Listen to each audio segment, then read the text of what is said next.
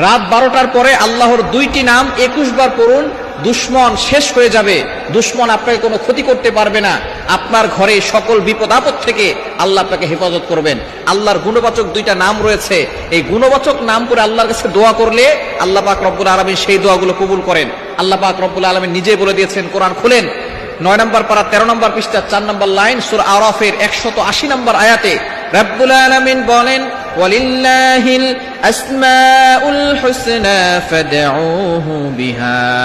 আল্লাহ পাক রব্বুল আলামিনের গুণবাচক কিছু নাম রয়েছে, এই নাম করে কোনো ব্যক্তি যদি দোয়া করে আল্লাহ পাক রব্বুল আলামিন তার সকল দোয়াগুলো কবুল করে নেন। গুরুত্বপূর্ণ দুইটা নাম। অনেক সময় আমরা বিপদে পড়ে যাই, অনেক সময় দুশমন আমাদেরকে ক্ষতি করে বিপদে ফেলতে চায়, অনেক সময় জাদু করে, অনেক সময় ব্ল্যাক ম্যাজিক করে, কুফরি কালাম করে, অনেক দুশমনরা আমাদেরকে ক্ষতি করার জন্য ওত পেতে বসে থাকে।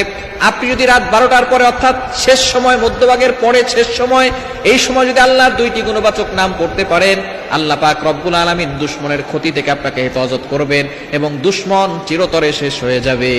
দুশমন অনেক সময় আমাদেরকে ক্ষতি করতে চায়, ভালো মানুষের দুশমন বেশি। আপনি ভালো মানুষ, দেখবেন আপনার দুশমন বেশি। নবীজি সাল্লাল্লাহু আলাইহি ওয়াসাল্লামের মতো ভালো মানুষ, ভালো নবী দুনিয়াতে কেউ আসে নাই। নবীজি সাল্লাল্লাহু আলাইহি ওয়াসাল্লামের দুশমন কম ছিল না, বেশি ছিল? আবু জাহল, উতবা, শাইবা মিলে নবী সাল্লাল্লাহু আলাইহি ওয়াসাল্লামকে হত্যা করার জন্য সামনে অগ্রসর হয়েছে। সুতরাং আপনি যত ভালো হবেন আপনার দুশমন তত বেশি হবে। তবে আল্লাহর উপরে ভরসা রাখবেন, আল্লাহ আপনাকে হেফাজত করবে যদি একই সাথে আপনি আমল করতে পারেন। আপনি রাত 12টার পরে, রাতের বিশেষ করে শেষ অংশে আমলটা করার চেষ্টা করবেন। প্রথমে আপনি 3 বার দুরূদ শরীফ পড়বেন, তারপরে আল্লাহ তাআলার গুণবাচক নাম দুইটা, এক নম্বর হচ্ছে ইয়া কাহারু, আর একটা হচ্ছে ইয়া হাফিজু। ইয়া কাহারু মানে হে সর্বশক্তিমান, আর একটা হচ্ছে ইয়া হাফিজু হে সংরক্ষণকারী। এই দুইটা আল্লাহর নাম, আল হাফিজু আল কাহারু। আপনি দুইটা 21 বার করে পড়বেন। আল কাহারু, ইয়া কাহারু, ইয়া কাহারু 21 বার, ইয়া হাফিজু এটাও 21 বার। এই দুইটা নাম 21 বার করে পড়ে এরপরে আপনি আবারও দুরূদ শরীফ পড়ে আল্লাহর কাছে দোয়া করবেন।